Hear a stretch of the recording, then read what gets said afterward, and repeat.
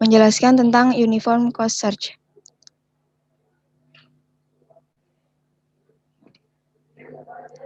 Uniform Cost Search ini merupakan salah satu algoritma terbaik untuk masalah pencarian yang tidak melibatkan penggunaan heuristik. Kemudian memperhitungkan cost atau biaya dari satu state ke state yang lain memiliki nilai atau bobot yang dapat diukur untuk memilih state yang paling optimal. Menggunakan priority queue, informasi yang disediakan akan menjadi informasi kunci saat pencarian berlangsung, karena pada algoritma ini tidak ada informasi tambahan yang digunakan. Kemudian, langsung. Berikut algoritmanya yang nanti akan didemokan oleh Arina. Kemudian contohnya terdapat kota A, B, C, D, E, F, G, di mana antara satu kota dengan kota lain memiliki jarak tertentu. Misalnya kita berada di kota A dan ingin menuju ke kota G. Pertama kita dari A. Sebentar, Pak.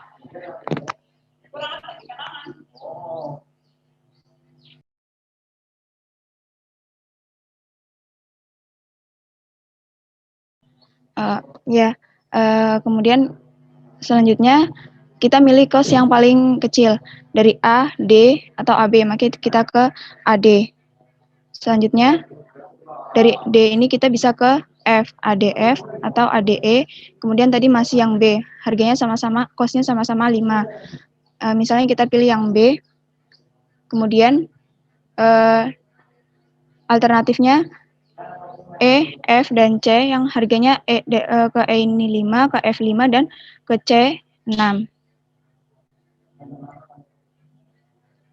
Nah, selanjutnya alternatifnya ke F atau ke C yang 6. Kita pilih ke F. Selanjutnya ke C atau ke G. Kemudian kita pilih yang C. Yang akhirnya nanti akan kita dapatkan jarak yang paling terdekat A, D, F, dan G.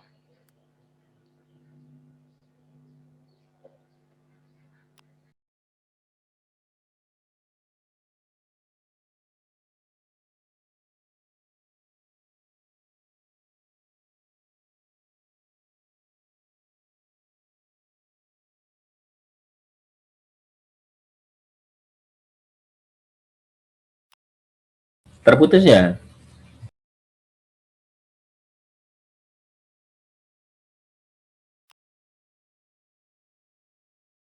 Halo, kelompok 2.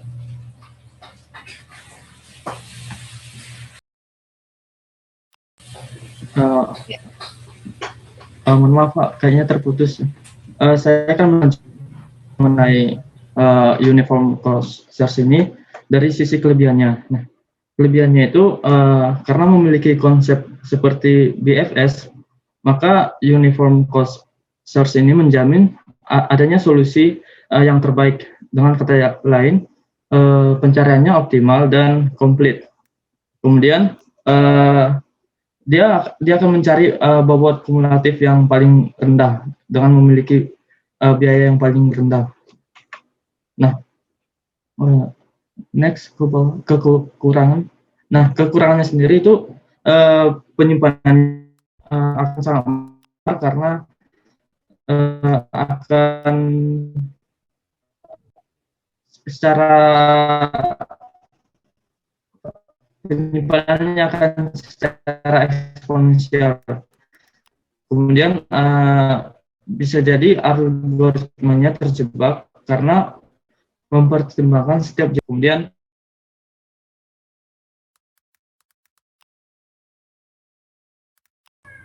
Terputus lagi.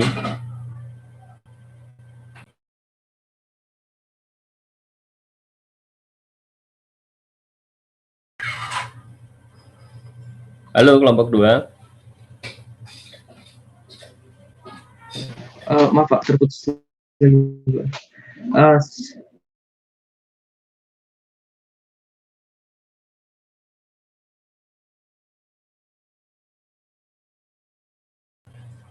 Ya, terputus lagi.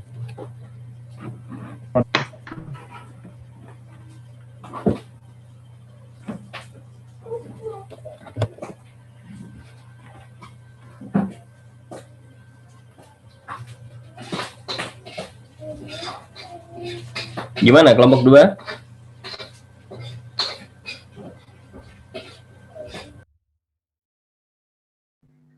Izin melanjutkan, Pak. Kekurangannya itu ada penyimpanan yang dibutuhkan sangat besar secara eksponensial, kemudian algoritmanya mungkin terjebak dalam loop yang tak terbatas karena mempertimbangkan setiap jalur yang mungkin dari simpul akar ke simpul tujuan. Kemudian memiliki syarat yang harus dipenuhi agar bisa komplit dan optimal. Selanjutnya, demo.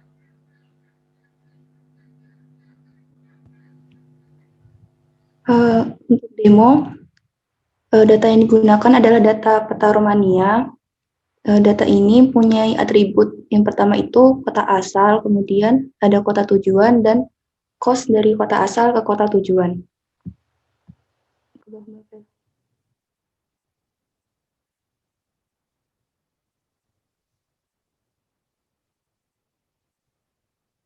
Ke bawah lagi. Nah, graf ini memiliki age sama weight. Age itu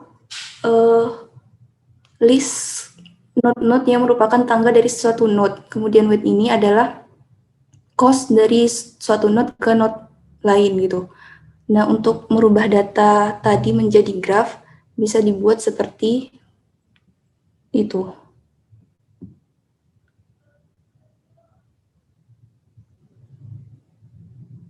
Langsung ke fungsi uniform. Kemudian fungsi uniform cost search-nya, algoritmanya itu yang pertama masukkan node awal ke dalam queue. Jadi queue-nya ini merupakan priority queue karena uniform cost itu mengekspansinya berdasarkan cost terkecil. Jadi node awal itu dimasukkan ke dalam queue menggunakan fungsi queue put dengan prioritas awalnya itu 0, kemudian node-nya itu start. Kemudian dalam kurung siklus start ini akan menjadi pet. Kemudian selama queue-nya ini tidak kosong, ini elemen pertamanya akan dihapus menggunakan fungsi queue get. Jadi elemen tersebut jika belum dikunjungi akan dikunjungi. Kemudian jika elemen tersebut merupakan goal akan dicetak pet sama cost-nya.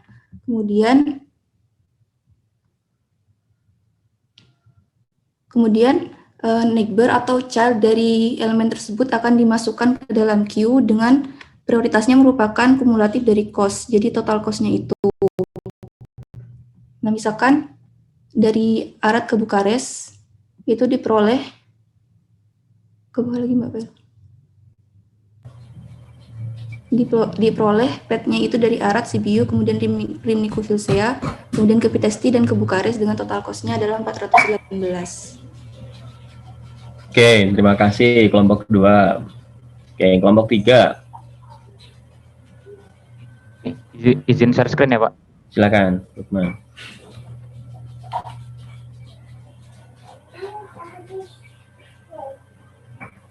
Apakah sudah terlihat?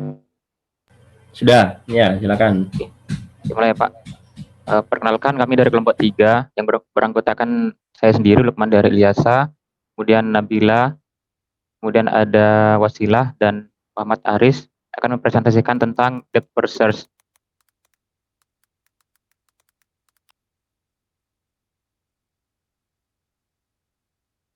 Yang pertama akan dijelaskan oleh Wasilah. Baik, di sini pengertian depth first searching merupakan suatu metode pencarian di mana dengan menelusuri salah satu cabang sebuah pohon sampai menemukan sebuah solusinya. Dalam metode ini berjalan seperti labirin, di mana menggunakan jagung sebagai titik penanda awal berjalannya jalur. Itu jalur terlebih dahulu hingga mencapai jalur buntunya. Kemudian dilanjutkan pada node selanjutnya hingga menemukan solusi seperti pada gambar berikut. Dimulai dari angka 1, 2, 3, 4, 5, dan seterusnya. Jika solusi telah ditemukan, maka tidak diperlukan proses backtracking. Proses backtracking ini sendiri merupakan proses pengecekan kembali untuk menghasilkan jalur yang memenuhi. Selanjutnya, aplikasi dan manfaat Deep First Search. Yang pertama, menganalisis weighted graph, di mana grafik yang dihasilkan merupakan pohon yang berukuran minimum dan semua pasangan jalur pohon yang terpendek. Yang kedua, untuk mendeteksi cycle atau lingkaran dalam sebuah grafik. Yang ketiga, merupakan manfaat DFS dalam kehidupan nyata, yaitu menganalisis jaringan dan memetakan rute. Selanjutnya akan dijelaskan oleh Aris. Selanjutnya adalah kelebihan dan kekurangan. Kelebihan dari DFS ini adalah dia membutuhkan memori yang lebih sedikit dibandingkan dengan BFS karena setelah melewati satu jalur dan akan ke jalur selanjutnya, jalur sebelumnya yang telah dilewati itu akan dilupakan dan tidak akan di-save. Yang kedua adalah menemukan elemen paling jauh dalam struktur. Jadi karena dia menghabiskan satu jalur sampai ke titik terdalam, jadi kita bisa menentukan titik terdalamnya dalam waktu yang singkat. Tapi kekurangannya itu misalkan node yang dicari itu berada pada jalur terakhir, maka akan membutuhkan waktu yang sangat lama untuk mendapatkan hasil pencarian. Kemudian kekurangannya juga itu memungkinkan untuk terjebak. Contohnya misal pada pencarian jalur pertama itu sebenarnya tidak ada node yang dicari tidak berada di sana. Jadi akan sia-sia untuk mencari pada jalur pertama. Selanjutnya akan dijelaskan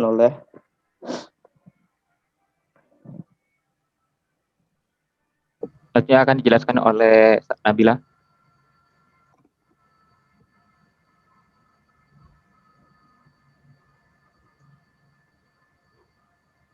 Lanjut, next.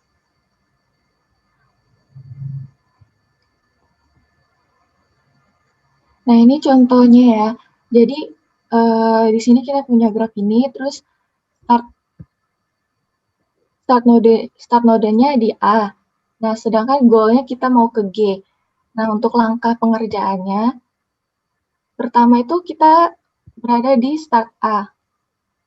Jadi, kita di node listnya A. Terus dari A ini di-expand. Nah, karena A ini memiliki kemungkinan B, C, D, maka di node list kita tulis B, C, D.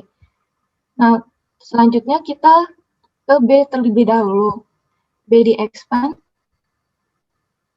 Terus kita akan ke node list E, F, C, D. Selanjutnya, E di-expand. Nah, akan mendapatkan node list F, C, D sisanya. F, C, D. Karena E tidak memiliki kemungkinan lain, maka E berhenti. Selanjutnya kita ke node yang F. Nah, dari node F ini, karena F ini mempunyai anak K dan L, maka node listnya K, L, C, D. Selanjutnya kita ke K. Dari K, node listnya L, C, D. Nah, ini karena K-nya tidak memiliki kemungkinan lain. Selanjutnya kita ke L. Sama seperti K, L juga tidak memiliki kemungkinan lain, maka sisa node listnya C, D. Karena kita masih belum menemukan G, maka kita ke node list yang selevel dengan B, yaitu ke C. Terus kita expand C, memiliki G, H. Nah, nanti ke D juga. Selanjutnya kita cek ke G. Nah, dari G ini kita menemukan goal-nya. Terus node list yang kita dapatkan HD. Karena kita sudah mencapai ke G, pengerjaan berhenti di G, tidak akan melakukan ekspansi lagi. Maka dari itu, node yang kita lalui yaitu A, C, dan G. Oke, selanjutnya adalah contoh kasus, yaitu penerapannya.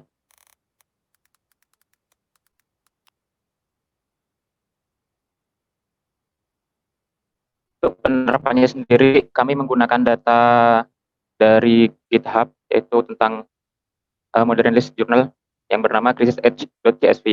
Yang pertama, di input dulu datanya, kemudian ditampilkan. Kemudian untuk yang ketiga ini, kami menggunakan dictionary untuk menampilkan graf. Grafnya ada di bawah nanti.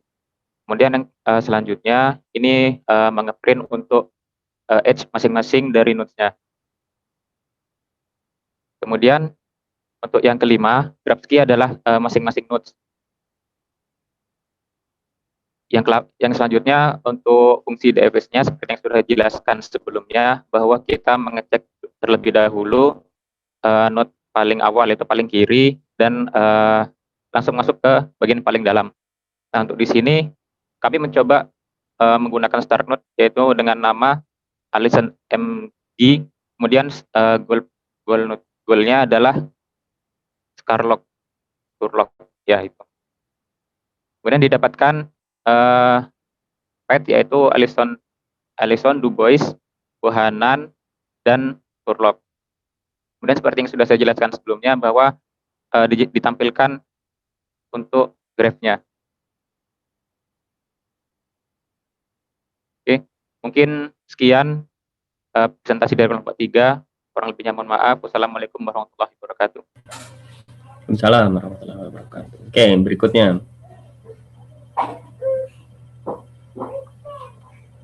Izin share screen ya, Pak. Ya, silakan. Kakak.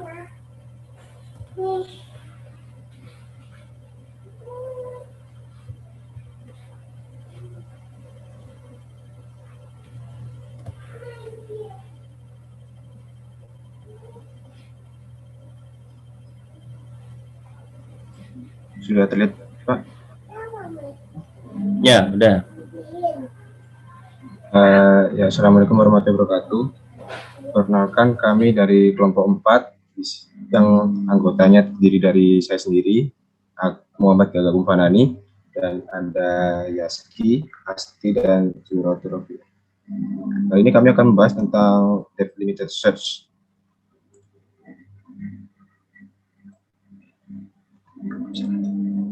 Nah, selanjutnya mungkin dari teman-teman bisa melanjutkan. Depth limited search ini merupakan salah satu jenis uninformed search. Artinya informasi yang tidak diketahui, tidak ada informasi tambahan. Depth limited search ini merupakan pengembangan dari DFS atau depth first search. Namun di sini tambahannya adalah ada batasan pada jumlah levelnya. Nah, pada tree search-nya kita asumsikan branching faktornya itu dengan B, terus kedalaman maksimum solusinya dengan D, kedalaman maksimum tree-nya adalah DM, dan kita mempunyai batasan kedalaman yaitu L. Selanjutnya, algoritma depth limited search.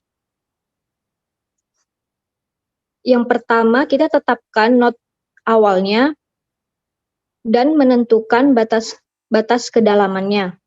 Yang kedua, mengecek apakah node tersebut adalah node tujuan. Jika benar, prosesnya dihentikan. Jika masih belum buka atau bukan node tujuannya, maka kita lanjut ke langkah ketiga. Langkah ketiga, cek apakah kedalaman node sama dengan batas kedalaman yang telah ditentukan. Jika benar, maka lanjutkan proses dengan menelusuri node-node yang berada dalam batas kedalaman yang telah ditentukan dan belum dikunjungi dengan kembali ke langkah 2. Jika tidak, lanjut ke langkah 4. Di langkah 4, perluas node dan kembali ke langkah 2.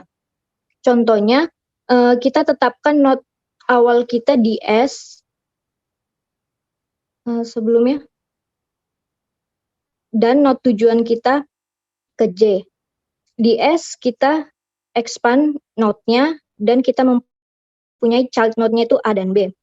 Kita bergerak ke node A dan di A masih di level 1. Kita mempunyai tadi limit levelnya itu kita tetapkan di level kedua karena kita dapat informasi kalau node tujuannya itu ada di level kedua. Setelah di node A bukan node tujuan, kita expand node A-nya, kita dapat child node-nya itu C dan D.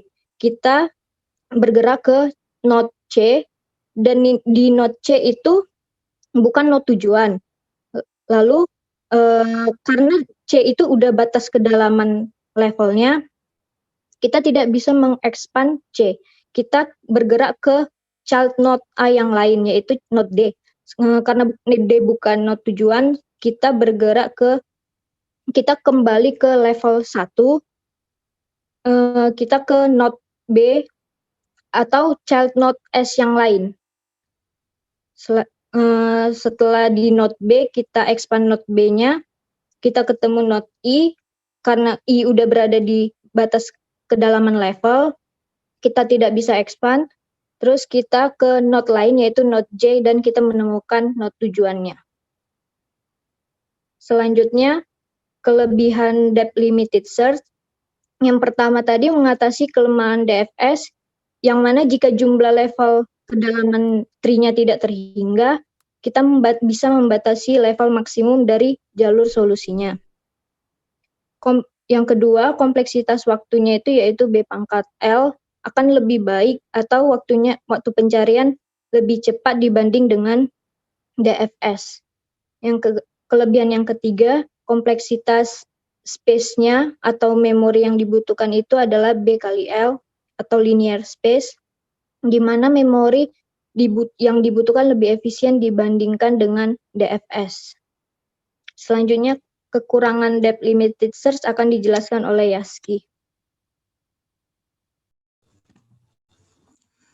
Selain memiliki beberapa kelebihan, jadi DLS ini masih memiliki beberapa kekurangan. Di sini kami mencatat ada 3 kekurangan yang terdapat pada DLS. Yang pertama yaitu jika solusi tidak ada pada batas kedalaman, jadi jika nilai D-nya lebih besar dari L yang ditentukan, maka kemungkinan solusi tidak ditemukan. Kemudian yang kedua, jika solusi tidak ada pada batas kedalaman, waktu pencarian akan lebih lama karena kemungkinan pengguna akan mengulangi pencarian.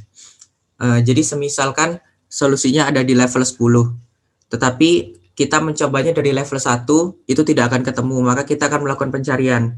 Dan kita akan melakukan pencarian terus, misal dari 2 tidak ketemu lagi, kemudian mencari ketiga tidak ketemu lagi, sampai ke 10 baru ketemu. Nah, itu menjadi salah satu kekurangan dari DLS. Kemudian yang ketiga yaitu harus mengetahui berapa level maksimum dari suatu solusi.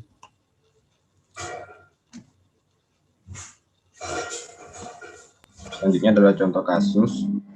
Di sini kami menggunakan data Game of Thrones yang kami dapatkan dari situs yang sudah kami lampirkan di sini.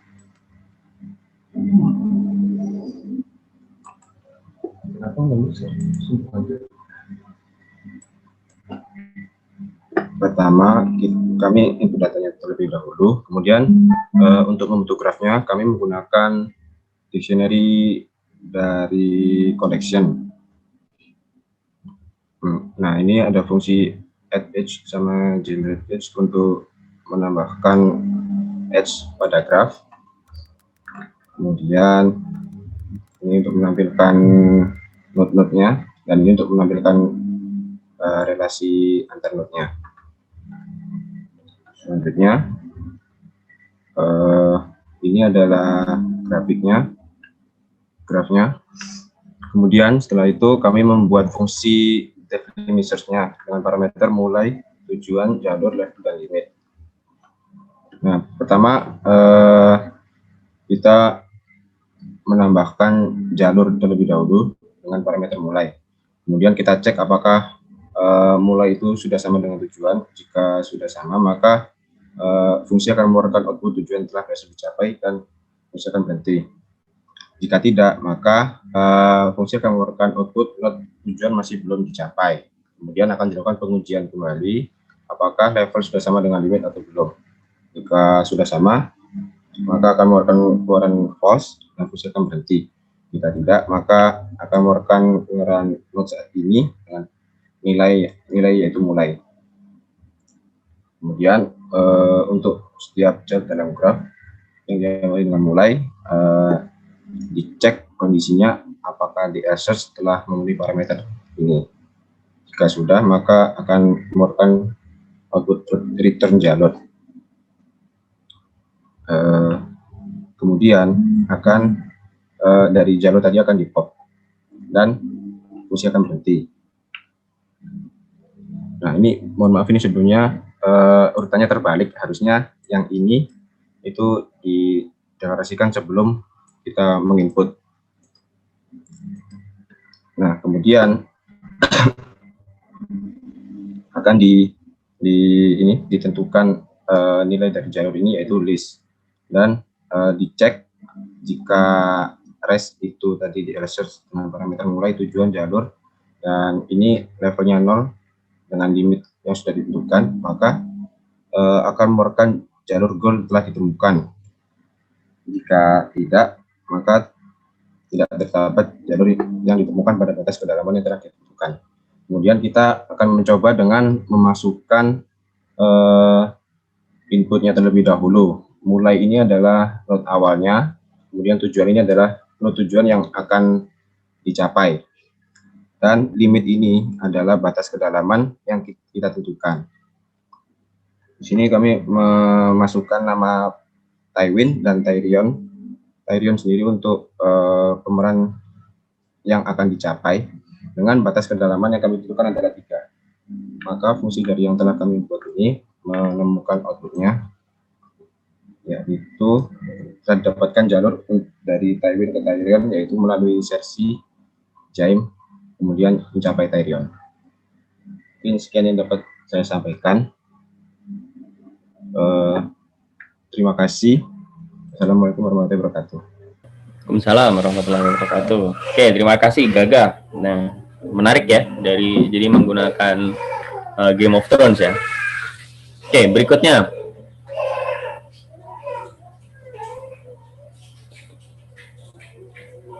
Yang kelompok berikutnya udah siap? Ya, silakan.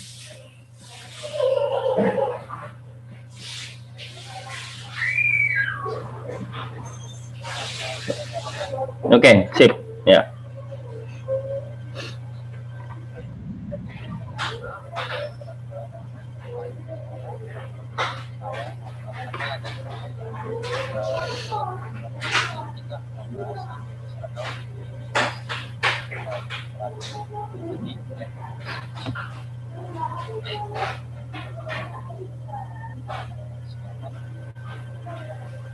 Saya Fani IDS atau iteratif menggabungkan antara ilustrasi perbedaan pengertian antara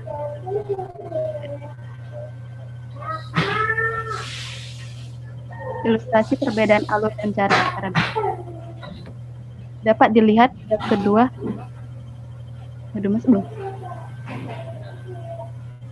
Iteratif atau IPS merupakan metode yang menggabungkan antara BFS dan DFS.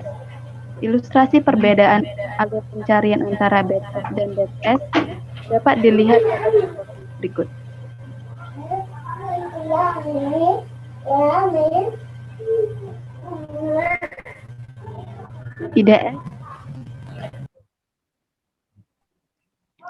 IDS melakukan pencarian secara iteratif menggunakan penelusuran Depth Limited Search atau DLS dimulai dengan batasan level 0.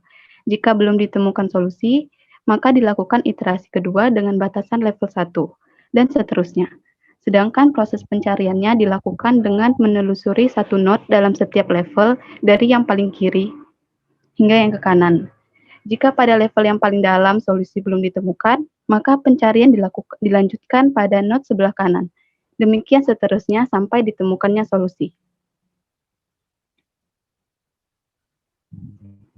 Pada graf ini, alur pencarian IDS dilakukan untuk mencari node goal yaitu node G. Pada iterasi pertama, pencarian dilakukan dengan batasan level 0.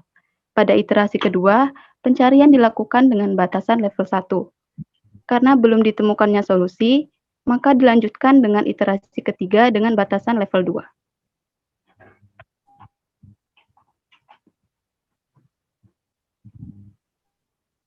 Sehingga dapat disimpulkan bahwa IDS melakukan pencarian berulang-ulang dengan menambah batas kedalaman setiap mengulang pencarian, dan akhirnya menemukan solusi pada penelusuran dengan batas kedalaman tertentu. Solusi tersebut dapat ditemukan pada percabangan kiri atau kanan. Pencarian ini akan menemukan solusi yang lebih cepat daripada penelusuran pada DFS jika solusi tidak berada pada node yang dalam. Selanjutnya akan dijelaskan oleh Raka Ikmana. Selanjutnya itu mengenai kelebihan dari iterative deepening search. Nah, karena iterative deepening search merupakan metode hybrid yang merupakan gabungan antara BFS dan DFS, maka di kelebihan juga ini menggabungkan kelebihan dari kedua metode tersebut. Itu yang untuk BFS itu mengambil kelebihan yang mengenai completeness dan optimality, sedangkan untuk yang DFS itu kelebihan yang diambil yaitu space complexity-nya. Berikut penjelasannya. Yang pertama itu complete ketika branching vector terbatas atau finite. Nah, ini seperti yang telah dijelaskan oleh kelompok 1 tadi. Jika branching vector finite, maka syarat komplit terpenuhi, maksudnya ukuran performansi dari metode search itu komplitnya terpenuhi gitu. Nah, untuk yang kedua yaitu mengambil kelebihan dari DFS, kebutuhan memori yang tidak terlalu banyak. Karena kalau yang BFS kan dia tiap node yang telah dilalui akan disimpan di dalam memori, sedangkan kalau di DFS enggak. Nah, yang ketiga yaitu optimal digunakan jika space besar dan kedalaman atau depth tidak diketahui. Nah, misalnya ada kasus mengenai tree yang kedalamannya tidak diketahui, itu akan optimal dilakukan menggunakan metode IDS. Tuh. Karena kalau di FS nanti kalau misalnya ada node di sebelah kanan dan depth-nya terlalu dalam, itu akan sulit atau bahkan tidak optimal atau tidak ditemukan solusi. Yang terakhir yaitu optimal jika cost tiap step sama atau identik. Nah, ini tuh penjelasannya sama seperti kelompok 1 tadi mengenai karena ini tree yang unweighted graph gitu, atau graph yang unweighted, jadi akan optimal jika cost tiap step sama atau identik. Selanjutnya kekurangan yang akan dijelaskan oleh Joyce. Baik, kemudian ada kelemahan di sini kami ada 3 yang kami temukan, dan daripada sudut kelemahan ini lebih ke beberapa itu lebih kepada kemungkinan untuk pengembangannya. Nah, yang pertama seperti yang pada pertama ini, waktu dan perhitungan dalam tanda kutip terbuang yang terjadi di setiap kedalaman atau depth. Sebenarnya masalah ini itu tidak seburuk yang dipikirkan, terutama untuk kasusnya jika branch factor-nya tinggi. Dan juga kalau kita seperti dua pertemuan sebelumnya ketika dibahas bagaimana IDS ini cukup komplit, optimal, dan waktunya sendiri lebih cepat daripada BFS. Jadi sebenarnya tidak terlalu buruk. Namun jika memikirkan hasil pencarian hasil iterasi sebelum-sebelumnya itu alangkah lebih baik jika bisa dimanfaatkan untuk mempercepat iterasi-iterasi berikutnya. Nah, selanjutnya IDS akan mungkin gagal saat metode BFS gagal. Kalau yang kedua ini memungkinkan gagal itu karena kehabisan search space-nya. Jika pencarian itu tidak dipangkas dengan adanya deep bound atau batasan depth di algoritmanya. Jadi jika ada batasan maksimal depth itu, search-nya akan berhenti ketika mencapai batasannya. Dan kemudian jika dia berhenti karena mencapai batasannya, itu baru batasannya itu bisa ditingkatkan lagi. Oke, selanjutnya yang ketiga, waktu yang dibutuhkan untuk mencapai goal node masih eksponensial. Ya, seperti yang jika kita bandingkan dengan uninvolved search sebelumnya, memang metode IDS ini bisa dikatakan tanda kutip paling baik karena optimal komplit tadi seperti yang saya katakan, dan waktunya itu lebih cepat dari metode lain, namun tentu saja masih bisa memungkinkan jika dipercepat lebih lagi. Seperti itu.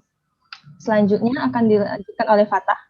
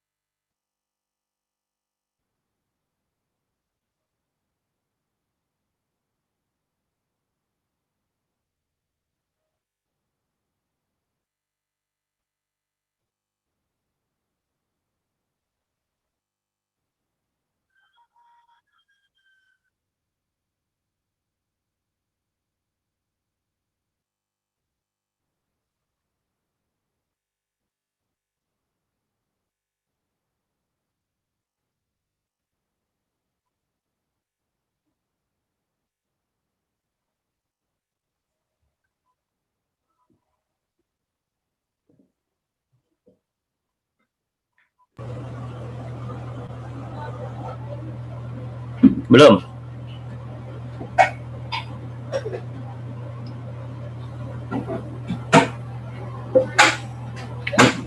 Sudah, silakan.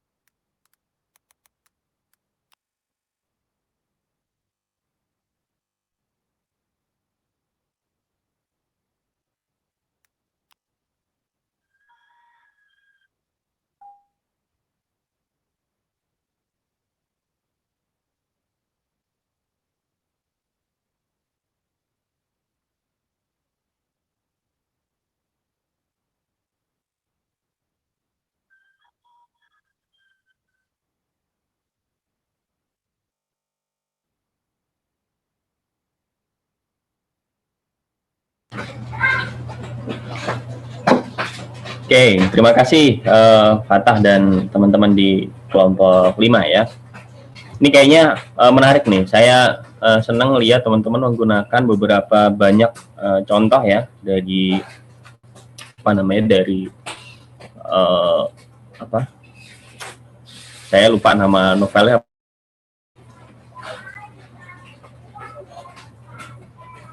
Ya, ini apa namanya, nama filmnya apa? Ya, Game of Thrones ya, Game of Thrones. Nah, menarik nih. Jadi apa namanya? Kayaknya mungkin kalau kita UTS apa kita praktek aja ya. Kita gunakan knowledge graph ya. Kayak menarik nanti. Jadi kita bikin semacam hackathon, boleh? Oke, next apa namanya? Oh ya, saya mungkin ada satu tambahan lagi ya untuk responsi hari ini seperti yang sudah saya tulis di apa namanya Google Classroom.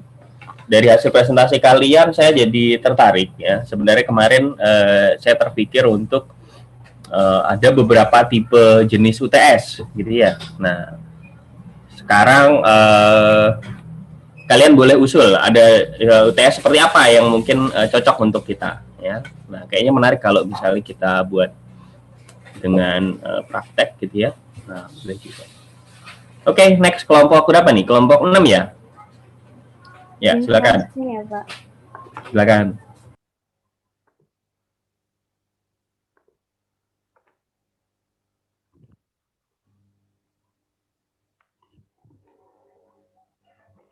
Assalamualaikum warahmatullahi wabarakatuh.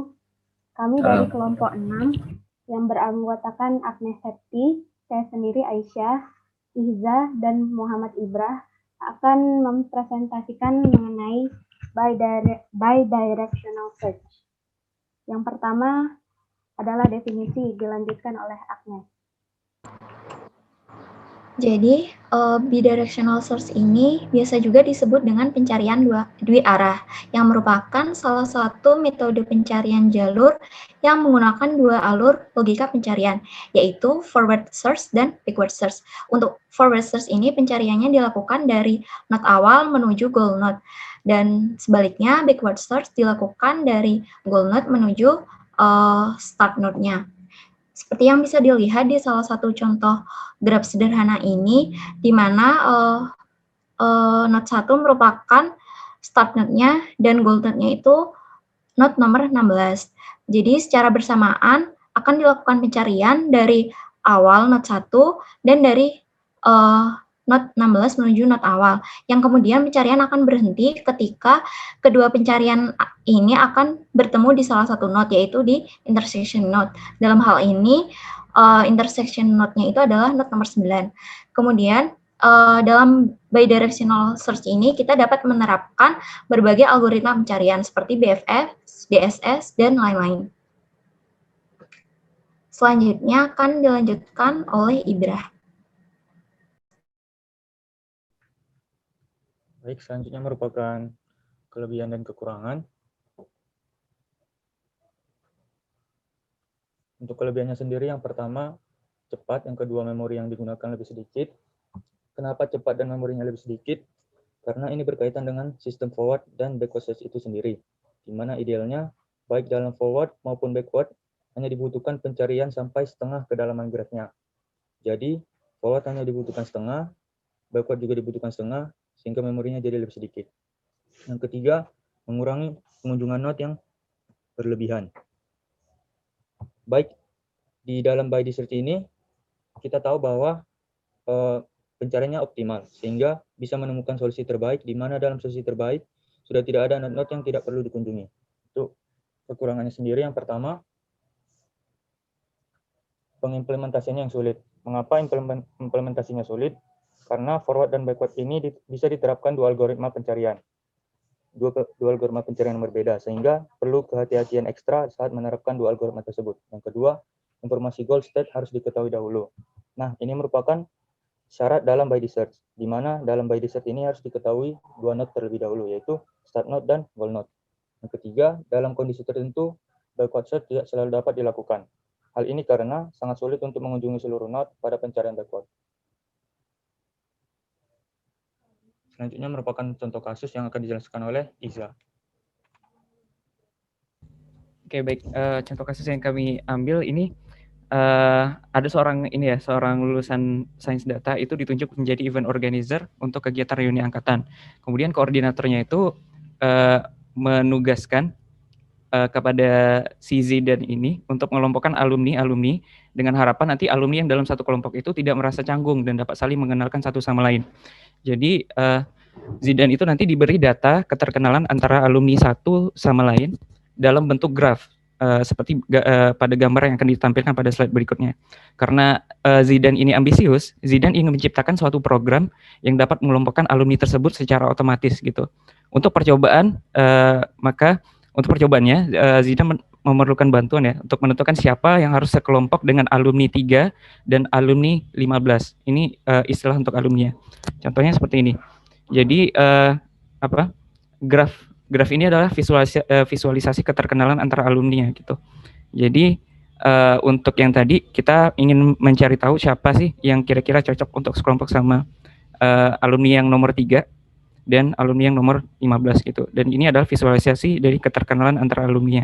Jadi setiap garis itu mewakili alumni 0 itu mengenal alumni 2 gitu. Sedangkan alumni 0 tidak mengenal alumni 1 gitu sepertinya. Oke, lanjut. Nah, jadi metode yang akan kita gunakan adalah mencoba algoritma bidirectional search dengan breadth first search untuk forward sama backward-nya. Oke, next. Oke, sekarang demo. Jadi intinya tadi kita coba lihat bagaimana pendefinisian grafnya. Jadi graf pertama ditentukan dulu berapa banyak node yang akan ada di dalamnya gitu. Kemudian kita tambahkan hubungan dari setiap grafnya. Nah, setiap node itu diwakili sama angka. Jadi ada node 0 sama node 2, kemudian kita tambah garis gitu. Jadi terbentuk graf yang unidirectional gitu, unidirectional. Kemudian ditambahkan sampai sesuai dengan graf yang divisualisasikan tadi. Kemudian jalankan fungsinya untuk melakukan pencarian bidirectional search dengan menyebutkan dengan parameter source-nya atau start node-nya, kemudian destination-nya atau end node-nya. Nah, kemudian dicoba jika hasilnya -1, berarti tidak ada jalur penghubung antara source ke destination. Tapi kalau hasilnya ada, maka akan tampil jalur-jalur yang harus dilewati gitu. Nah, seperti yang perlu ditekankan di sini adalah bagian pencariannya ya.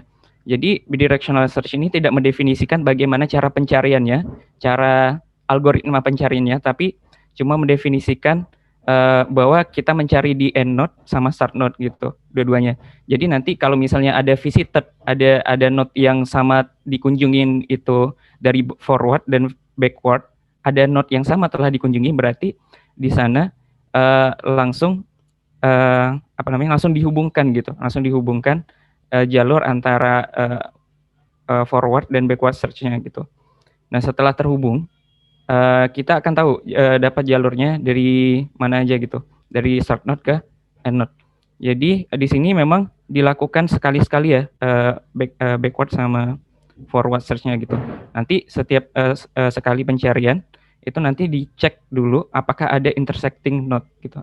Adakah node yang dikunjungi yang sama dari forward sama backward-nya. Jika ada,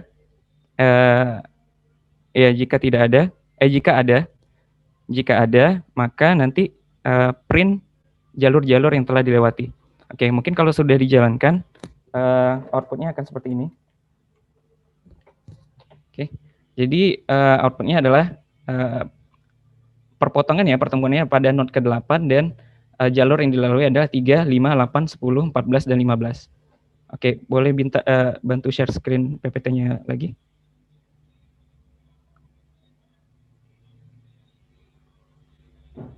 Oke, next.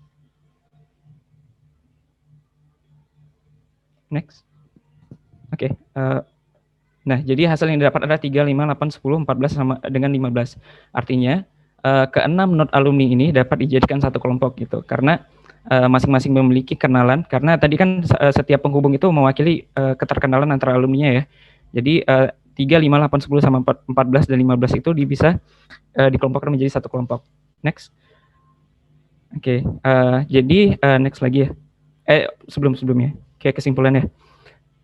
Oke, jadi kita udah menemukan nih anggota-anggota yang bisa dijadikan satu kelompok, tetapi program ini mempunyai kekurangan tadi ya. Dalam kasus ini kita harus menentukan alumni start node dan end node-nya gitu. Kemudian juga program ini masih belum bisa mengelompokkan secara otomatis tanpa start node ataupun end node. Oke, mungkin itu aja. Nanti program ini sebenarnya masih bisa ditambahkan lagi biar bisa mengelompokkan semua alumni tanpa menentukan start node atau end node-nya. Oke, mungkin itu aja. Terima kasih. Saya kembalikan ke Bapak. Oke, makasih Iza dan teman-teman di. Nah, berikutnya nih, kelompok berapa nih? Kelompok 7 ya. Share screen, Pak. Ya, silakan.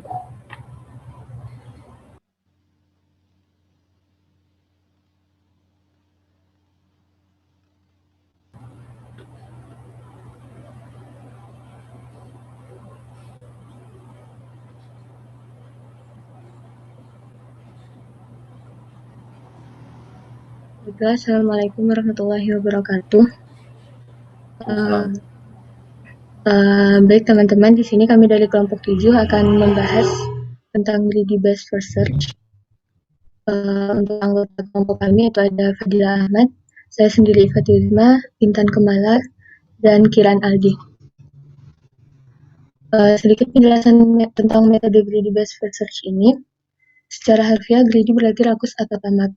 Prinsip greedy ini yaitu mengunjungi node yang dianggap terdekat menuju tujuan tanpa memperhitungkan pengetahuan terkait jarak sebenarnya. Keputusan node yang telah diambil pada satu langkah tidak dapat diubah lagi pada langkah selanjutnya. Untuk greedy based first search ini mempunyai fungsi acuan kelayakan atau FN yang tidak bergantung pada nilai sebenarnya atau GN, melainkan hanya bergantung pada fungsi heuristiknya sendiri.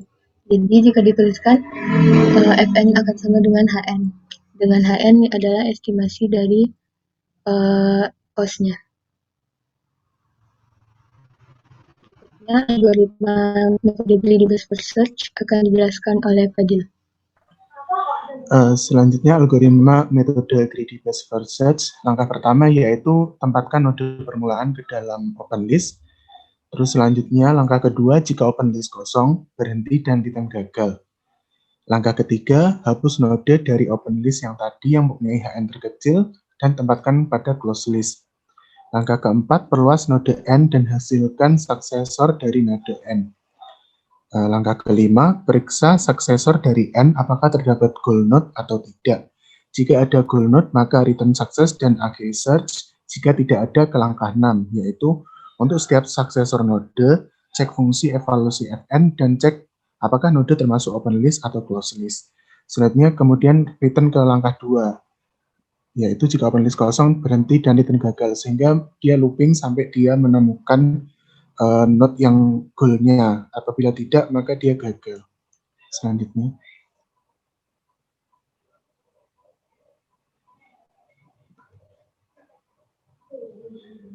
Nah, berikut adalah contoh graf dengan node awal S dan goal node-nya adalah E.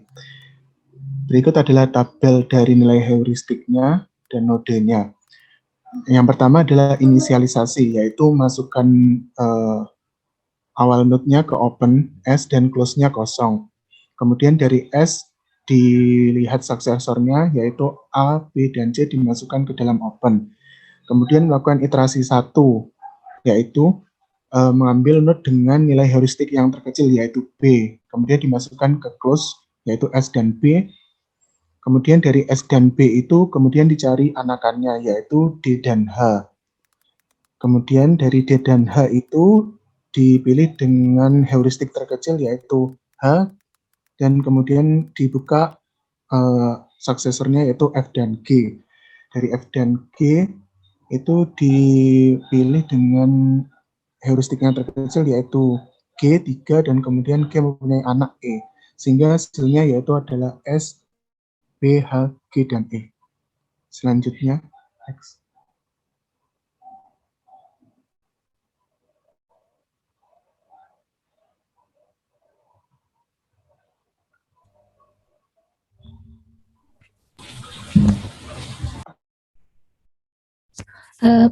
Baiklah, di sini saya akan menjelaskan terkait kelebihan dan kekurangan dari greedy best first search. Untuk kelebihannya sendiri, karena pada metode greedy BFS ini dia mempertimbangkan suatu solusi secara sesaat, maka untuk kebutuhan ruang atau memori yang digunakan itu relatif lebih kecil jika dibandingkan dengan metode best first search yang lain seperti Astar. Karena pada metode greedy ini, dia sudah tidak menyimpan lagi node yang pernah dikunjungi atau yang sudah dipilih. Lalu pada metode ini juga waktu yang diperlukan itu relatif lebih singkat karena fungsi evaluasi yang digunakan itu hanya memperhatikan estimasi dari biaya yang mungkin untuk menuju ke node tujuan. Next.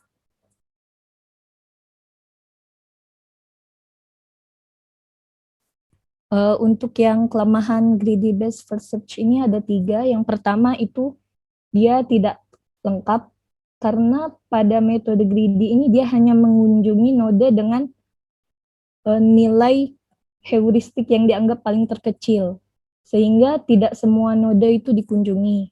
Terus yang kedua, berbasiskan pada pengambilan keputusan setiap saat tanpa mempertimbangkan dampak ke depan. Jadi di sini maksudnya karena yang pertama tadi dia tidak komplit, jadi ada kemungkinan solusi atau hasil yang diberikan itu belum tentu optimal. Dan juga karena dia hanya memperhatikan estimasi dari cost yang mungkin, sehingga nilai optimum yang didapat itu bukan yang sesungguhnya. Terus yang ketiga, heuristiknya terkadang underestimate. Di sini maksudnya nilai estimasi dari cost itu bisa lebih kecil dari yang sebenarnya. Jadi ini termasuk kelemahan karena jika misalkan dengan metode greedy ini kita didapat suatu solusi yang ternyata nilai estimasi dari solusi itu lebih kecil dari nilai cost yang sebenarnya, maka otomatis cost yang dikeluarkan itu akan lebih besar dari yang diharapkan. Jadi itu termasuk salah satu kekurangannya. Baiklah, untuk terkait data dan demo dari metode greedy based search ini akan dilanjutkan oleh Kiran.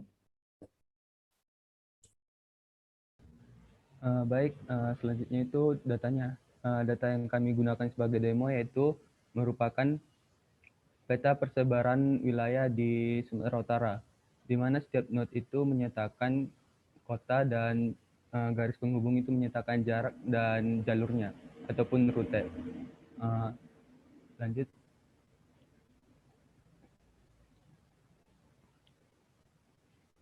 Next.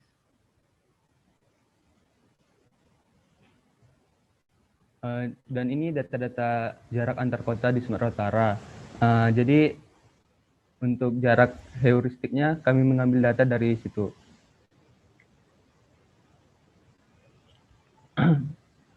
Langsung saja ke demo ya.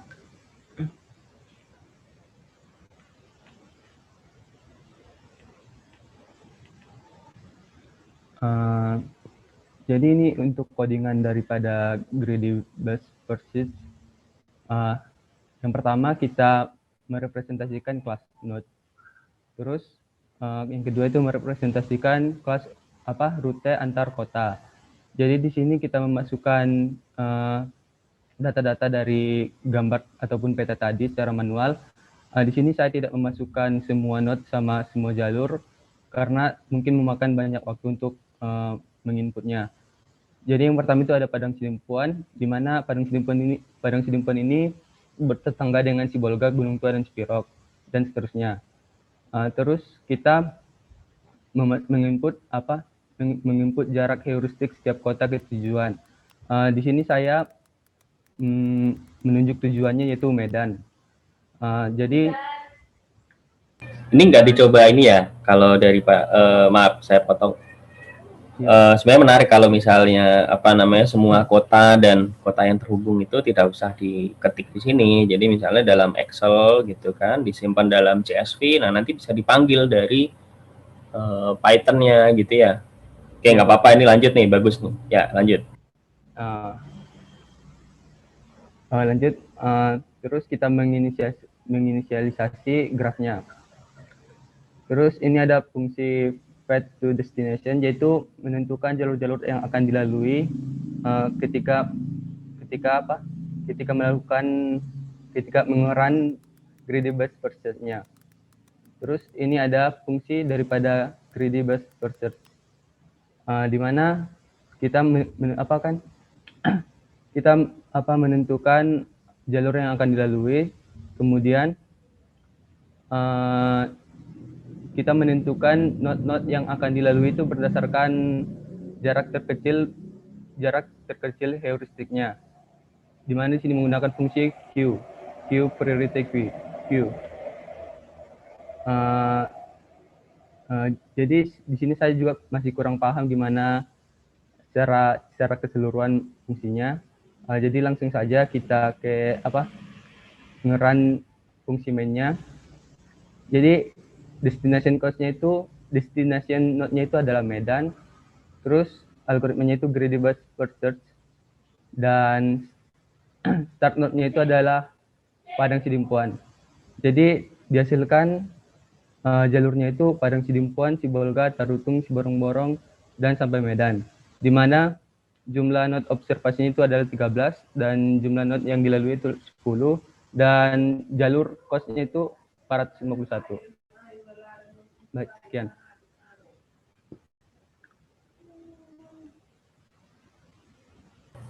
Oke, terima kasih. Ya, berikutnya nih kelompok 8 ya.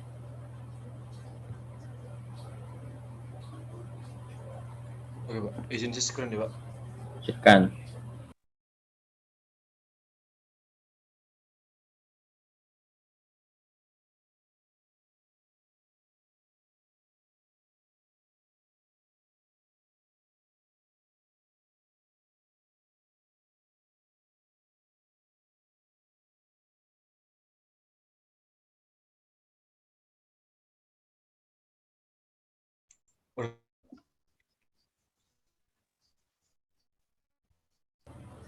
Ya. Cepotong ya.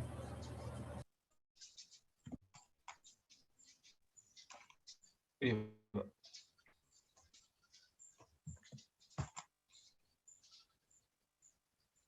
Oke, kami akan melakukan membahas tentang A-star search algorithm.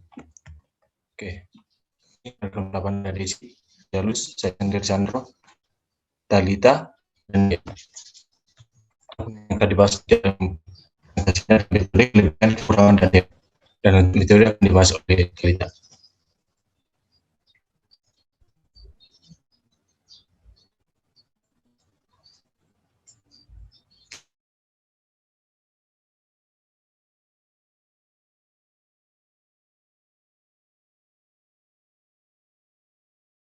Sandro, terputus ya?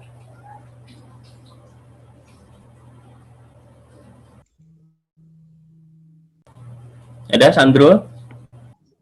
Halo Pak, suaraku terdengar. Ya, baik, saya akan menjelaskan mengenai metode A-star search.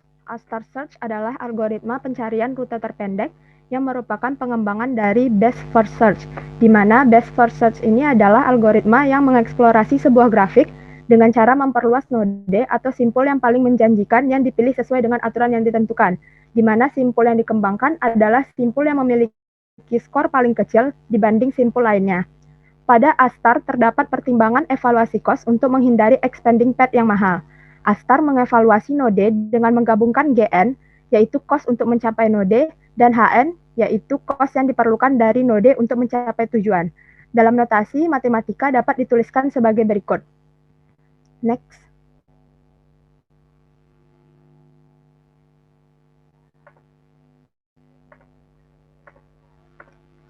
Yakni evaluasi functionnya adalah Fn sama dengan Gn ditambah Hn. Yang mana Fn adalah estimasi total cost dari path N sampai goal, Gn adalah cost yang dicapai sampai di N, dan Hn adalah estimasi cost untuk sampai pada goal dari N. Sehingga dapat dikatakan bahwa A-star search ini secara langkah-langkah dalam algoritmanya hampir sama dengan greedy best first search, namun yang membedakan disediakan adalah pertimbangan dalam memilih simpul yang dikembangkan, yakni adalah simpul yang memiliki skor estimasi total cost dari pad N sampai goal paling kecil dibanding simpul lainnya. Dan pada Astar Search, semua node yang dihasilkan disimpan di dalam memori. Selanjutnya akan dijelaskan oleh Desi.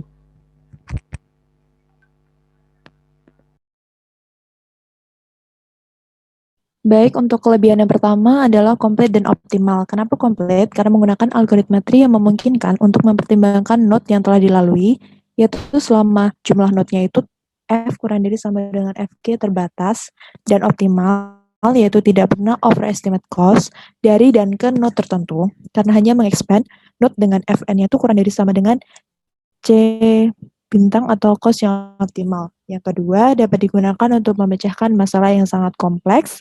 Yang ketiga, optimally efficient, yaitu tidak ada algoritma optimal lain yang terjamin untuk memperluas node yang lebih sedikit daripada A-star ini. Lalu yang keempat, memperhitungkan atau menggunakan HN sebagai fungsi heuristik untuk memperkirakan jarak dari node N ke tujuan. Selanjutnya,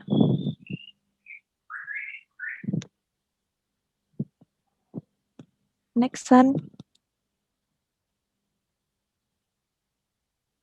Yang kelima, relatif cepat karena memilih pad terbaik untuk dieksplor di setiap tahap pencarian daripada mencari secara membabi buta atau blindly search setiap pad yang tersedia, lalu menghindari expanding pad yang mahal. Lalu algoritma A-star ini mencoba meminimalkan cost, yaitu biaya, waktu, atau jarak yang dipilih untuk setiap spesifik masalahnya. Lalu yang kedelapan adalah kombinasi dari uniform cost search dan greedy best first search. Lalu dapat bekerja atau running itu dalam milliseconds. Lalu untuk kekurangannya akan dijelaskan oleh Yulia.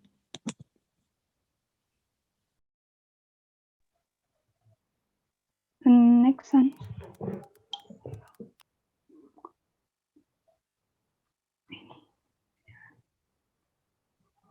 Kekurangan dari algoritma A-search, yang pertama itu memiliki beberapa masalah kompleksitas. Yang kedua itu Astar bergerak lambat dan juga ruang yang dibutuhkan banyak karena menyimpan semua node yang dihasilkan di dalam memori. Sehingga Astar tidak praktis untuk berbagai masalah berskala besar. Astar biasanya kehabisan space sebelum kehabisan waktu. Yang ketiga, algoritma ini komplit jika faktor percabangan terbatas dan setiap tindakan memiliki biaya yang tetap. Yang keempat, eksekusi kecepatan pencarian Astar sangat bergantung pada akurasi algoritma heuristik yang digunakan untuk menghitung HR. Yang kelima, tidak selalu menghasilkan jalur terpendek karena sebagian besar didasarkan pada heuristik dan perkiraan. Selanjutnya diserahkan kepada Rizal.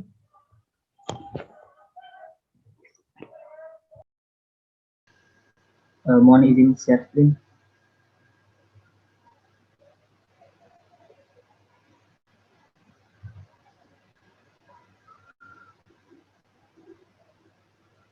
Apakah sudah terlihat?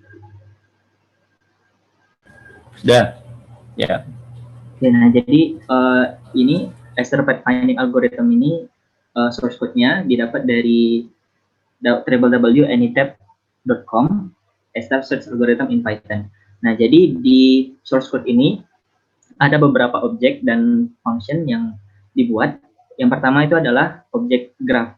Nah, kelas graph. Jadi graph ini dia akan membuat sebuah objek kelas graph ini dia akan membuat sebuah graph kosong gitu, graph kosong. Pertamanya dia akan membuat sebuah graph kosong, kemudian kita dapat menspesifikasi apakah dia termasuk directed atau undirected graph. Nah, kalau misalkan dia undirected, dia akan dibuat directednya sama dengan false, maka dia akan membuat graph tersebut undirected. Nah, ini tadi kan di konstruktornya dia membuat graf kosong. Nah, jadi setiap kita ingin membuat koneksi antar node di graf ini, kita bisa menggunakan metode connect di sini. Jadi dia membuat koneksi antara node A dan node B dengan distance tertentu. Nah, kalau misalkan tadi dia directednya sama dengan false, maka dia akan membuat dictionary yang menyimpan graf itu tadi. menjadi berketerbalikan gitu, saling berbalik. Jadi connection antara A dan B itu saling berbalik gitu. A, B, lawan B ke A dengan distance yang sama. Kemudian terdapat metode get untuk mendapatkan semua neighbor yang ada di sekitar node. Nah, kemudian objek yang kedua adalah kelas yang kedua adalah node. Nah, jadi di node ini dia konstruktornya akan menyimpan name, nama dari node tersebut, kemudian parent-parentnya, kemudian juga menyimpan nilai-nilai dari node tersebut. Nilai G, nilai H, dan nilai F, yaitu total cost-nya. Nah, kemudian dia juga bisa mengembalikan apakah namanya sama atau tidak, apakah dia apakah nilai F-nya, kemudian ini untuk magic operatornya dia less than. Nah, kalau dibandingkan, dia akan langsung mengakses nilai F-nya, total cost-nya. Apakah nilai F dari node tersebut lebih besar atau lebih kecil gitu. Nah, kemudian untuk A-star search-nya sendiri, dia mempunyai function, berupa function. Nah, yang function ini mempunyai parameter graph yang kita buat dengan objek sebelumnya. Kemudian kita bisa masukkan parameter heuristiknya, informasi heuristiknya, kemudian kita bisa masukkan node start dan node end-nya. Nah, dia ini fungsi ini akan membuat sebuah open list dan close list. Nah, kemudian dia akan membuat start node dan goal node-nya dengan berupa objek node yang sudah dibuat tadi. Nah, kemudian pertama dia akan membuat start node itu menjadi open list. Nah, open list itu kan yang akan kita evaluasi pertama. Nah, jadi selama kita masih punya node yang bisa kita evaluasi, dia akan melakukan perulangan. Nah, dia akan pertama dia akan men-sort dulu dari semua open list itu dan mengambil node yang memiliki cost terkecil. Nah, saya kemudian mengambil yang terkecil tadi sebagai current node yang sekarang. Nah, kemudian dia membuat current node itu, memasukkan current node itu ke dalam closed list. Nah, langsung sini dulu. Jadi dia akan mencari neighbor dari node tersebut. Dia akan mencari neighbor yang tersedia. Nah, jadi dia akan membandingkan current node itu dengan neighbor-nya, dengan tetangga-tetangganya. Kalau misalkan neighbor ini kan loop ya, while masih dalam loop, dia akan berulang terus. Jadi kalau misalkan node itu ada di close list, berarti close list kan tadi sudah dievaluasi gitu. Jadi dia langsung aja continue. Tapi kalau misalkan masih di open list, dia akan mencari membuat total cost tadi dengan mencari nilai G, H, kemudian ditambahkan untuk mendapatkan nilai F-nya.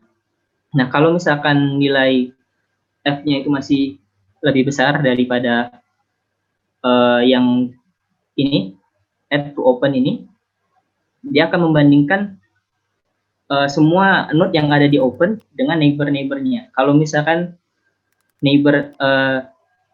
node yang di open itu sama dengan neighbor, dan neighbor itu nilai total cost-nya lebih besar daripada node dengan yang ada di open tadi, maka dia akan return false. Kalau misalkan dia tidak ada, maka dia akan return true. Nah, kalau misalkan dia true, maka dia akan masukkan lagi ke dalam open list. Nah, kalau misalkan dia sudah dapat goal node-nya, sudah dapat goal yang dituju, dia akan membuat sebuah variabel baru, yaitu sebuah list kosong. Kemudian selama current node, karena current-nya sudah di tujuan, maka dia akan mengulang terus sampai ke start node, sampai di node awal. Kemudian dia akan append terus ke dalam variabel path. Kemudian dia akan mereturn path yang sudah di reverse gitu. Sehingga didapat node dari awal sampai ke akhir. Nah, terus ini dari pertemuan kemarin, Romanian Map dicoba. Mungkin salah satu kelemahan juga masih dari ini, karena dia masih harus membuat koneksi satu per satu gitu. Jadi ini membuat graf kosong tadi, kemudian membuat koneksi antar node-nya dan weight-nya. Ini weight-nya juga. Kemudian ini kita spesifikasi dia undirected.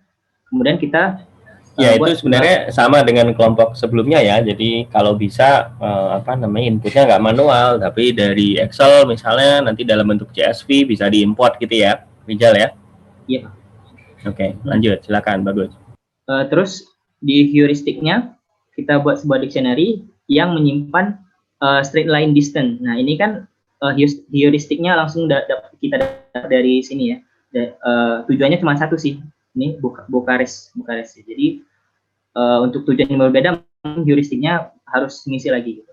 Nah, udah dibuat dictionary-nya, kemudian langsung aja kita buat sebuah variabel baru yang isinya adalah hasil dari function A*search tadi, yang kita udah kasih graf yang sudah kita buat, kemudian heuristik yang sudah kita tulis juga tadi, kemudian node awal dan node akhirnya. Kemudian kita print statnya. Jadi dia langsung memberikan nilai dari kos yang harus ditempuh gitu. Jadi awalnya di Arad ke Bukares, di Arad kita masih menempuh 0, kemudian di Sibiu kita sudah menempuh 140, dan akhirnya di Bukares kita harus menempuh 418 gitu, dari Arad ke Bukares. Mungkin sekian, terima kasih. Ya, oke, makasih Rijalus Solihin dan teman-teman yang di kelompok berapa nih? 8 ya. Terakhir nih kelompok 9. Nah, ya izin share screen. Ya, silakan Azam.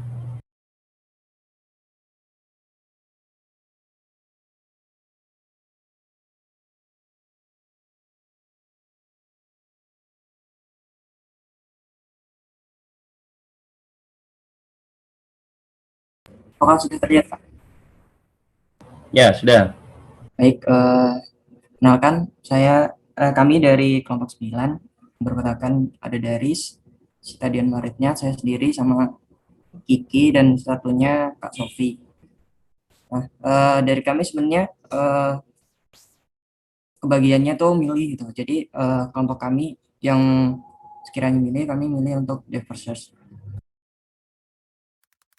Selanjutnya bisa dilanjutkan Sita sama Kiki.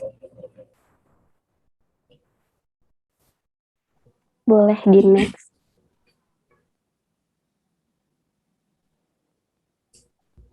Yang pertama mengenai algoritma dari Depth First Search sendiri.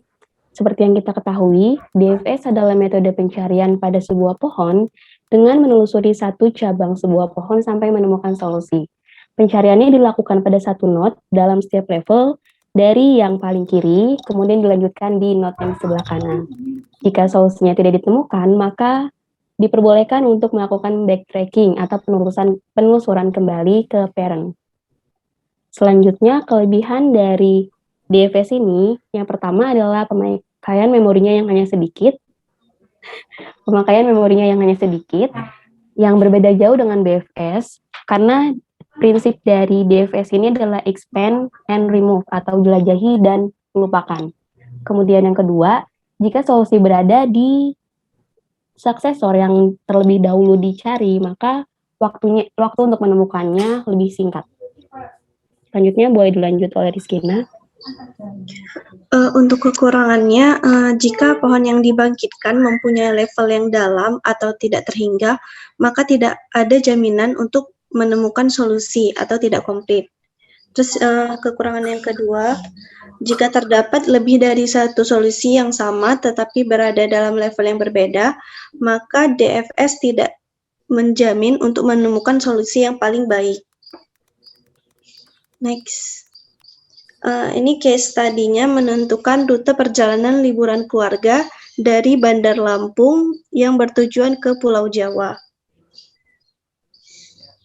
Selanjutnya kita mengambilnya dari Google Map langsung sebagai contoh. lalu membuatnya titik-titik kota-kota tertentu, lalu kita membuatnya menjadi graf gitu, graf undirected. Lalu bentuknya akan seperti ini. Dan selanjutnya akan dijelaskan lebih lanjut mengenai algoritmanya oleh Daris. Mungkin Daris mau share screen atau dari aku aja? Ini ada. Oke, Daris. Ada nggak Daris? Ya, halo. Mungkin selanjutnya ada algoritmanya, codingannya. Yang pertama itu ada list dari koneksi-koneksi dari tiap kota itu sendiri. BL berkoneksi dengan JKT, dan Bogor, dan seterusnya. Mungkin selanjutnya. Jadi mungkin untuk kekurangannya juga pada algoritma yang kami buat sama kayak yang sebelumnya, karena kami juga harus manual memasukkan satu-satu gitu. Jadi untuk sarannya Pak Hari tadi dimasukkan ke Excel supaya bisa diekspor. Ya. Selanjutnya, algoritma ini masih sangat sederhana karena belum bisa menentukan secara otomatis jalur yang ditempuh dari start point menuju goal point. Jadi masih menghasilkan output berupa urutan-urutan pencariannya. Oke, baik, yang pertama itu didefinisikan dulu, ada color, parent, travel time, dan outputnya. Nah, untuk color sendiri nanti white sebagai unvisited, gray sebagai first visited, dan black sebagai explored atau terexplore. Lalu ini ada inisialisasi, diinisialisasi terlebih dahulu. Lalu di sini ada fungsi untuk melakukan pencarian DFS. Nah, di sini untuk time itu sendiri itu berarti bahwa setiap perpindahan dari kota satu ke kota lain, maka waktunya akan bertambah satu satuan. Itu. Lalu di sini ketika pencarian dilakukan, maka akan mengunjungi kota awal terlebih dahulu. Nah, maka di sini akan ditandai sebagai warna gray untuk first visited. Lalu waktunya pun akan bertambah satu satuan. Nah, selanjutnya dari node tersebut akan di-expand ke child node dari node tersebut dan akan dilakukan pencarian dengan fungsi yang sama dengan ini sampai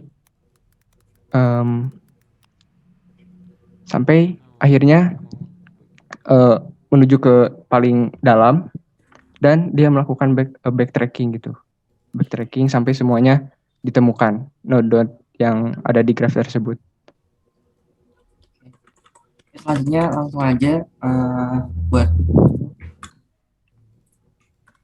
jadi seperti yang tadi kita merupakan dari Bandar Lampung gitu. Dari Bandar Lampung kita mendapatkan urutannya. Jadi urutannya dari Bandar Lampung ke Jakarta, Bogor, Bandung, Cirebon, Cilacap, daerah Yogyakarta, Purwakarta, Semarang, lalu yang terakhir ke Tasikmalaya. Jadi untuk urutannya DFS ini sendiri kita lanjut di sini. Untuk urutannya sendiri dari Bandar Lampung kan pertama, jadi makanya dia 0, lalu ke Jakarta 1, lalu di sini dicek karena kita mengasumsikan bahwa sesuai urutan abjad gitu, jadi dari Bogor dan Cirebon ini sesuai urutannya tadi waktu dimasukkan dia akan memilih Bogor terlebih dahulu daripada Cirebon.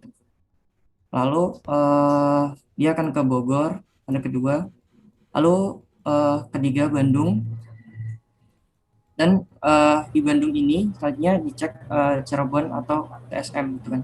Nah, karena padahal pada kenyataannya kalau kita ke Bandung nggak boleh lewat Bogor ya. Iya Pak, itu Pak. Oke, lanjut. Jadi kelemahannya seperti itu. Dia habis ke Bogor, Bandung, Lalu kita menuju ke Cirebon gitu. Karena TSM dan Cirebon lebih duluan Cirebon CR. Lalu dari Cirebon ini ada ke Cilacap, Purwokerto sama Semarang. Jadi Cilacap, Purwokerto, Semarang, karena Cilacap asumsinya alfabetnya C dulu, maka dia ekspornya ke Cilacap. Nah, kenapa Cilacap 7? Tuh. Kenapa kenapa Cirebon 5 gitu ya? Tadi kan Cirebonnya 5. Nah, sebenarnya ini ada pengecekan gitu. Pengecekan dia itu di Bandung itu ada TSM sama ada Bandung, ada Cirebon, ada TSM gitu kan. Nah, sebenarnya dari sini dia menuju ke 1, 2, 3. Nah, ke Cirebon ini 5 karena ada pengecekan terlebih dulu, ada not-notnya ke sini dulu gitu. Tapi yang dipilih dia explore dulu ke TSM sama Cirebon, tapi dia menunya ke Cirebon gitu. Lalu dari CLP ini juga hampir sama seperti itu. Langsung lanjut ke daerah istimewa Yogyakarta. Selanjutnya dari daerah istimewa Yogyakarta dia akan ke PWK. Karena P sama S dengan P, PWK. Nah, di PWK ini karena ujungnya dia ke CLP, DIY sama CRB udah pernah dikunjungi semua, maka dia balik gitu. Dia balik kita pakai warna biru, dia balik ke DIY lagi. Di DIY kita cek lagi yang belum dikunjungi adalah SMR. Nah, kayak gitu. SMR, lalu balik dari SMR, CRB juga udah awalnya dikunjungin, maka dari itu dia tetap di SMR, nggak bisa kemana-mana, lalu balik lagi ke DIY. Dan balik lagi dari DIY karena udah tereksplor, balik lagi ke CLP. Nah, CLP ini baru ke TSM, maka dari urutannya habis PWK ke Semarang ke TSM gitu. Terus sehingga kita mendapatkan hasilnya itu spanning tree. Jadi yang awalnya ada jalur ini itu nggak dilewatin gitu. Jadi ini nggak ada tidak dilewati gitu. Jadi alangkah baiknya dihilangin gitu. Dan grafnya hasilnya bakal seperti ini. Gitu. Jadi misalnya dari Bandar Lampung mau ke DIY juga harus melewati Jakarta, harus ke Bogor, Bandung, Cirebon, Cilacap baru ke DIY gitu. Malah yang misal kita ke Tasikmalaya, kita harus explore dulu ke DIY, PWK Semarang, baru kembali ke Tasikmalaya gitu. Jadi kelemahannya seperti itu. Oke, mungkin seperti itu yang bisa kami sampaikan. Kurang lebihnya mohon maaf. Assalamualaikum warahmatullahi wabarakatuh. Ya, waalaikumsalam warahmatullahi wabarakatuh. Oke, makasih Azam dan ke kelompok 9 ya. Oke, nah menarik nih. Jadi beberapa tadi ada yang ini menarik ya implementasinya. Ini saya sendirian ya di kelas ini ya, nggak ada yang lain nih. Gimana Pak? Nggak kelihatan videonya semua. Saya sendirian di dalam kelas ya.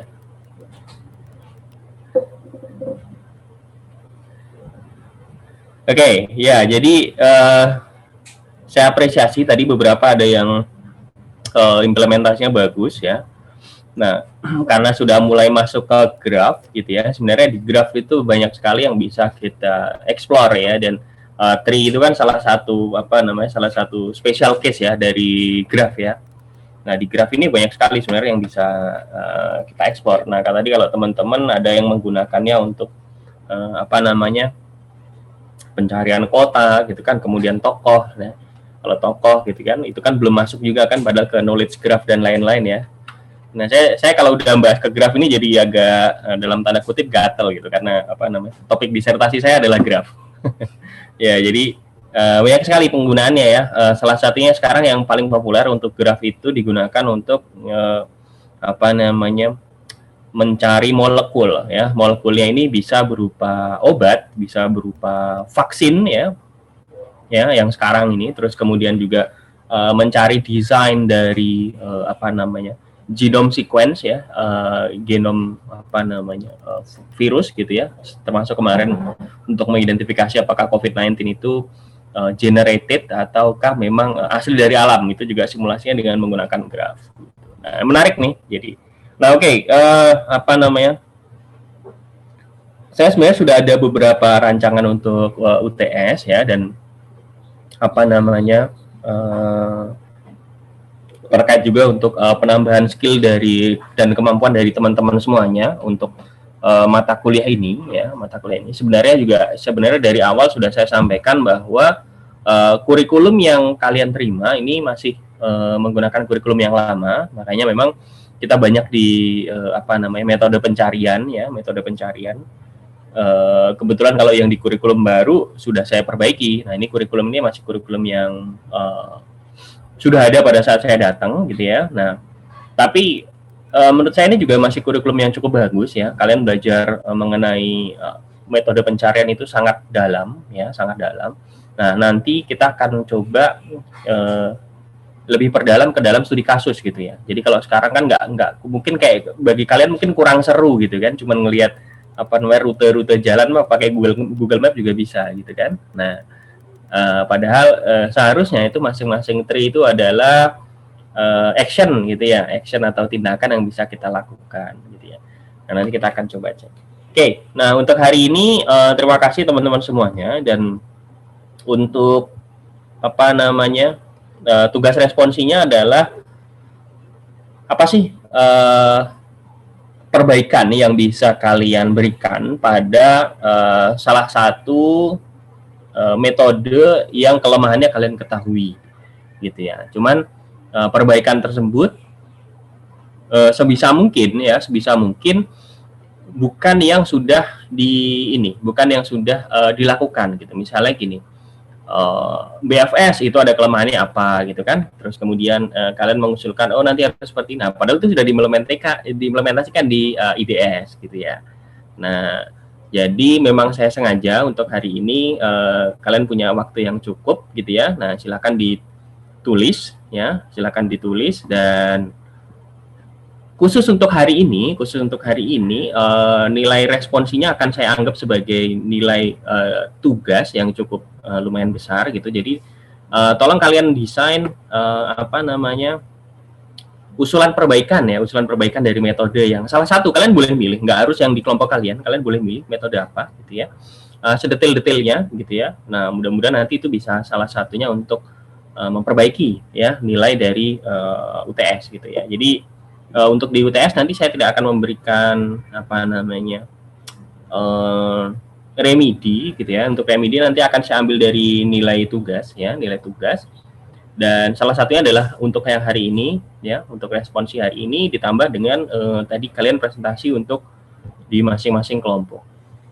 Oke, mungkin itu saja ya dari saya, supaya kalian masih ada waktu untuk mengerjakan responsinya sedetail mungkin ya, sedetail mungkin.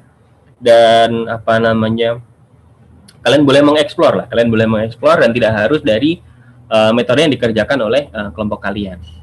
Dan harapan saya pada saat kalian mengimplementasikan di dalam kelompok ya, kelompoknya kan hanya sedikit ya. Nah, entah kalian sebenarnya pada saat dalam kelompok itu secara aktif mengerjakan codingnya atau tidak gitu ya, dan secara aktif memahami metode yang kalian dapatkan atau tidak gitu ya. Nanti pada satu tes dan UAS kalian statusnya sama gitu. Kalian harus bisa semua gitu ya. Jadi ya do your best gitu ya. Oke, mungkin saya cukupkan hari ini sampai sekian ya. Silahkan saya minta tolong Lukman untuk ditutup dengan doa. Oke, dan sebelumnya saya ucapkan terima kasih ya untuk kerja kelas kalian di dalam kelompok ini. Ya, silakan Lukman.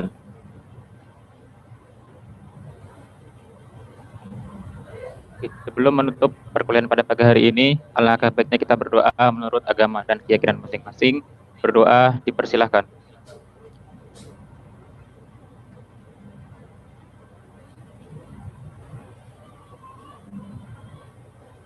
Berdoa dapat dicukupkan. Oke, terima kasih Lukman.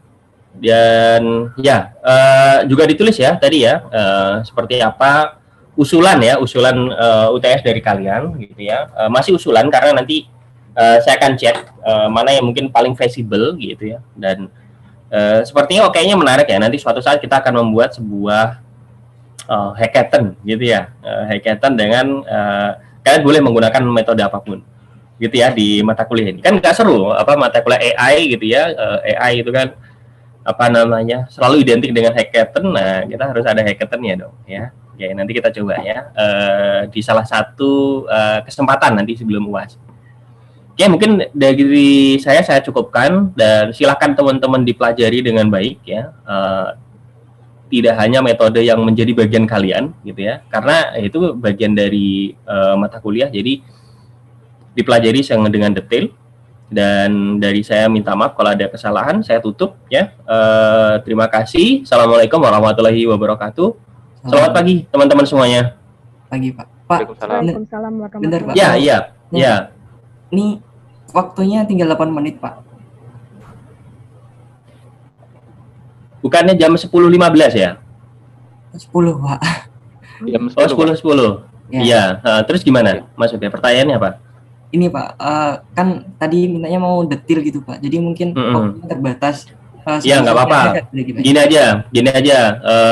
Apa namanya setidaknya ada gitu ya. Nah, lalu nanti seperti biasa kalian boleh kirim yang lebih detailnya masing-masing nanti lewat PJ atau ketua kelas nanti kirimkan ke saya lewat email gitu ya. Nah, yang penting hari ini dan seperti biasa satu mahasiswa satu saja ininya filenya, jangan bentuknya PDF gitu ya. Kalau kalian ngirim dalam bentuk yang lain biasanya nanti di saya agak berantakan gitu. Ini ya di Linux agak berantakan. Oke, terima kasih teman-teman semuanya ya. Saya tutup. Assalamualaikum warahmatullahi wabarakatuh. Waalaikumsalam. Waalaikumsalam warahmatullahi wabarakatuh. Makasih Pak.